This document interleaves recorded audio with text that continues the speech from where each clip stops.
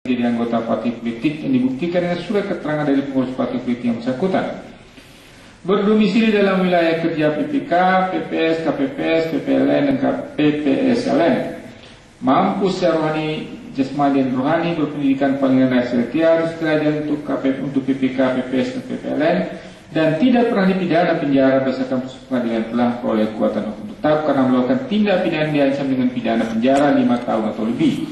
Sedangkan keberadaan surat edaran Menteri Pendayagunaan Aparatur Negara nomor SE dan seterusnya 2005 tentang netralitas pegawai negeri sipil dalam pemilihan kepala daerah yang dijadikan bukti P33 oleh pemohon.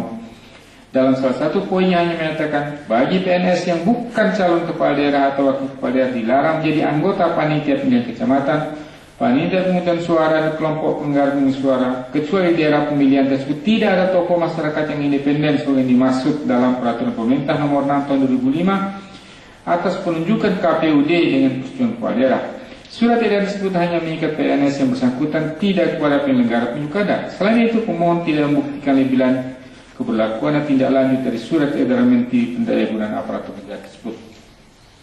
Bahwa hal yang patut untuk dibuktikan oleh pemohon adalah apakah dengan adanya PNS menjadi anggota PPS dan PPK mereka menjadi tidak netral dalam melaksanakan tugasnya karena adanya intervensi dari bupati petahana. Berdasarkan keterangan saksi dan bukti tulisan yang diajukan oleh pemohon, memang ditemukan adanya PNS menjadi anggota PPS dan PPK, akan tetapi tidak dapat dibuktikan adanya pelanggaran yang bersifat terstruktur, sistematis dan masif yang dilakukan oleh pihak terkait satu sebagai bupati petahana yang melibatkan PNS, PPS atau PPK. Dengan demikian dalil pemohon aku tidak terbukti. Bahwa pemohon mendalilkan termohon dengan sengaja tidak melakukan sosialisasi dan tata cara mengenai syarat sah dan tidak sahnya kertas suara yang dicoblos oleh pemilih.